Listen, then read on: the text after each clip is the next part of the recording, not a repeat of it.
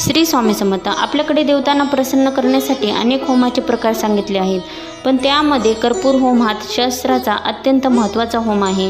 यासाठी आपल्याला कापूर लागणार आहे व एक नारळ जो पूर्णपणे सोलून त्याची फक्त शेंडी आपल्याला ठेवायची आहे व त्याचा वापर आपण इथे करणार आहोत. कर्पूर होम आपल्याला देवघरासमोर बसूनच करायचा आहे.